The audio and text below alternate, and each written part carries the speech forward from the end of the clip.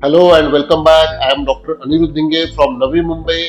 और आज हम जानेंगे कि दांत हिलने के कारण क्या है, उसके लक्षण क्या है और इलाज क्या है। सबसे पहले तो हम जानते हैं, अगर बच्चों में यानी जैसे कि छोटा बच्चा है 6-7 साल से लेकर 12 साल तक है और उसमें दांत हिल रहे हैं तो वो बिल्कुल नेचुरल है, क्योंकि छोटे बच्चों में जो दूध के दांत रहते हैं, जो मिल्क टूथ रहते हैं, वो कई बार गिरना चालू होते हैं और उसके नीचे से नए दांत आना चालू हो जाते हैं, तो उसकी वजह से वो दांत हिलना चालू हो जाते हैं। तो बिल्कुल भी नेचुरल है, उसके लिए कोई चिंता की जरूरत नहीं है। अगर हम बड़ों के विषय में बात करते हैं तो इसके लिए काफी सारे रीजन हैं क्योंकि दांत क्यों हिलते हैं। तो सबसे पहले तो दांत का स्ट्रक्चर समझ लेते हैं। जो हमारा दांत है वो हमारे हड्डी में फिक्स रहता है और उसके ऊपर मसूड़ों में फिक्स रहता है, यानी नीचे पूरा हड्डी में जो जड़ है, दांतों की जो जड़ है वो हड्डी में रहती है और ऊपर का थोड़ा बहुत पोर्शन मसूड़ों में रहता है, यानी दोनों मिला के वो दांत हमारा मजबूत वहां पे रहता है।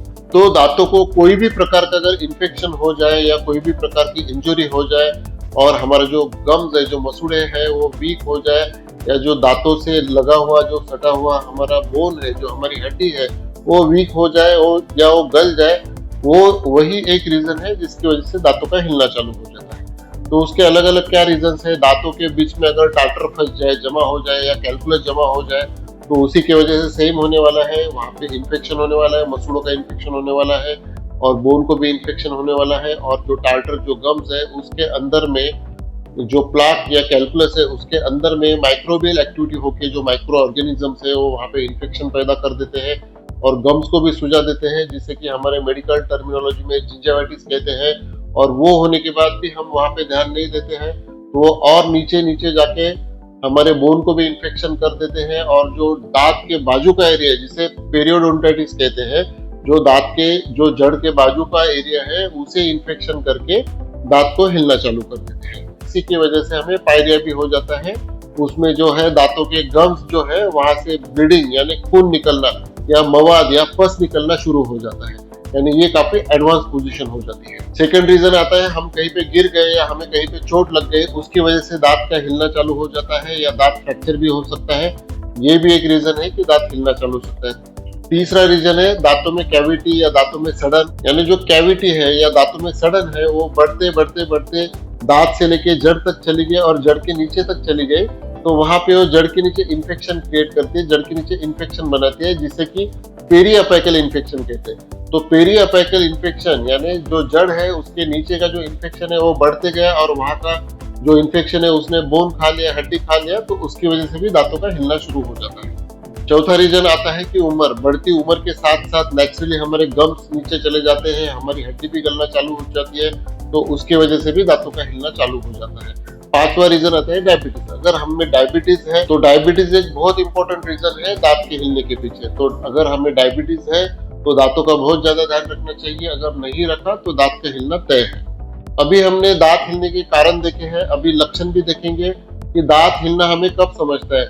मोस्ट ऑफ द टाइम हमने देखा है कि पीछे के दांत जो हिलते हैं वो लोगों को नहीं समझते हैं, थोड़े बहुत जब हिलना स्टार्ट होते हैं। जो हमारा नीचे का जबड़ा है उसमें आगे के जो दांत है यूजुअली हम देख सकते हैं और यूजुअली वो ज्यादा पहले हिलना चालू हो जाता है, क्योंकि जो टार्टर है, जो भी कुछ कैलकुलस है, प्लाक है, वो आगे नीचे के दांतों में आगे फंसना ज्यादा चालू होता है। तो इसी की वजह से हमें जो नीचे के हमारे आगे के दांत है वो हमें सबसे पहले पता चलता है कि वो हिलना चालू हो गए हैं। तो अभी जब हम देखते हैं अगर वो दिख रहे हैं तो समझ लेना है कि हमारे दांतों में हिलना चालू हो गया है। पीछे के जो दांत है वो हमें कब समझता है, जब बहुत ज्यादा हिलना चालू हो जाए या दर्द हो चालू हो जाए, तभी हमें समझता है कि पीछे के दांत हिल रहे हैं, वरना अगर छोटा मोटा दांत हिल रहा है तो हमें समझ में भी नहीं आता है। तो अभी इसके इलाज क्या है, बहुत छोटे छोटे इलाज है। अभी सबसे पहले तो हम देखेंगे कि इसका घर में हम क्या इलाज कर सकते हैं। सबसे पहले तो मैं जैसे बताता हूँ कि हमें ओरल हाइजीन रखना है, हमारा जो मुंह है उसका बहुत तरीके से केयर करना है, ध्यान रखना है। सेकंड है हमें ब्रश प्रॉपरली करना है, प्रॉपर ब्रश करेंगे तो कुछ भी प्रॉब्लम नहीं होगा।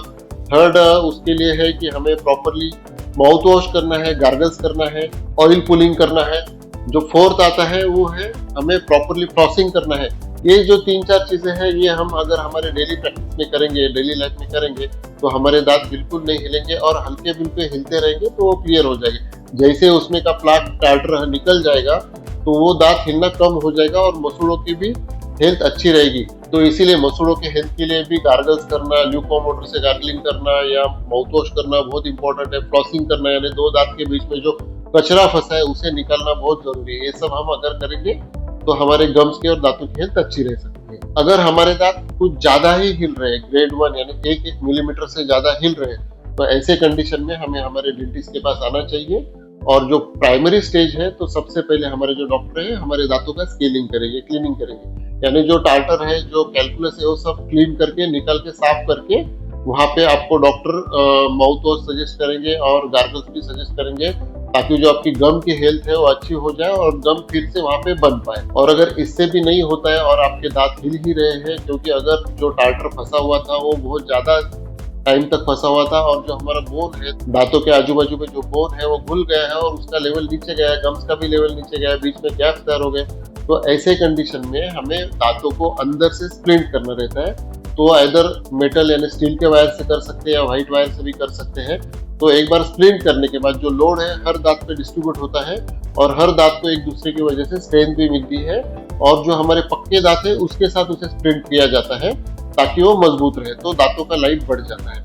पर स्प्लिंट करने से पहले भी हमें दांतों का क्लीनिंग करना इंपॉर्टेंट है। जो टार्टर है, जो कैलकुलस है, उसे निकलना इंपॉर्टेंट ही है। अगर हमें हमारे दांतों को स्प्लिंट नहीं करना है और दांत कुछ ज्यादा ही हिल रहे हैं, तो ऐसे कंडीशन में हम दांतों का रूट कैनल करके वहां पे कैप या ब्रिज लगा देते हैं, ताकि एक दूसरे को, वो भी एक अलग टाइप का स्प्लिंटिंग है, पर वो अगर हम करते हैं तो भी दांतों का लाइफ बढ़ता है और काफी टाइम तक दांत हमारे बिना हिले डुले और अच्छे से रह सकते हैं। अगर हमें हमारे दांतों को नहीं घिसना है और स्प्लिंट भी नहीं करना है, कैप भी नहीं लगाना है, तो 4th ग्रेड में चीज आती है कि जो बोन ग्राफ्ट है, आर्टिफिशियल बोन ग्राफ्ट, यानी हमारा दांत जो हिल रहा है, क्यों हिल रहा है? बोन की लेवल नीचे जाने की वजह से। तो फ्लैप सर्जरी करके जो गम्स है उसको निकाल के वहां पे आर्टिफिशियल बोन ग्राफ्ट करके उसकी एक माइनर सर्जरी होती है, और फिर धीरे धीरे वो बोन हमारे दांतों के साथ अडेप्ट होके और नेचुरल बोन के साथ अडेप्ट होके वहां पे मजबूत हो जाता है। तो इतने सारे तरीकों से हम जो हमारे हिलने वाले दांत है उसे कंट्रोल में ला सकते हैं और ट्रीटमेंट कर सकते हैं। और अगर हमारे दांत काफी ज्यादा हिल रहे हैं और बचाने की कंडीशन में नहीं है, तो ऐसे कंडीशन में अगर हमारे दांत दर्द दे रहे हैं तो उसे निकालना ही बेटर है, और वहां पे निकाल के ब्रिज कर सकते हैं या इम्प्लांट कर सकते हैं। तो मैं आशा करता हूँ अभी जो मैंने बताया है वो आपको समझा रहेगा। अगर नहीं समझा है तो आप कमेंट बॉक्स में मुझे पूछ सकते हैं, या दिया गया जो हेल्पलाइन नंबर है आप उस पर डायरेक्टली इंक्वायरी कर सकते हैं, डायरेक्टली कॉल कर सकते हैं। Thank you so much.